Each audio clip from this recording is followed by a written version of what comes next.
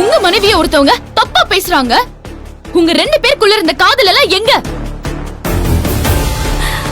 இதுல தேவி அக்கா காசு பாக்குற வியாபாரம் பண்றாங்கன்னு கொச்சப்படுத்துறாங்க. எங்க மாமா போச்சு உங்க ரோஷம்? எங்க உங்க கோபம்? எங்க உங்க காதல்? உங்க மனைவிய காப்பாத்தணுங்கிற தார்மீக பொறுப்பு எங்க மாமா? சத்யா, என்ன பேசுற நீ? யார்கிட்ட இப்படிலாம் பேசுற? அபி ஒரு சாஃப்ட் நேச்சர் பர்சன். அவன் என்ன மாதிரி கோபக்காரன் கிடையாது. அவன் பிரச்சனைய உன் வழியில அவனை நீ டீல் பண்ண சொல்லாத. அது ரொம்ப பெரிய தப்பு. அவன் ஃபேமிலி மேட்டரை அவன் வழியிலேயே டீல் பண்ண விடு. நீ ஒரு டிக்டேட்டர் மாதிரி டிக்டேட் பண்ணி அவனுக்கு அட்வைஸ் பண்ணாத. மாமா, தேவி அக்கா அன்னைக்கு சாகல.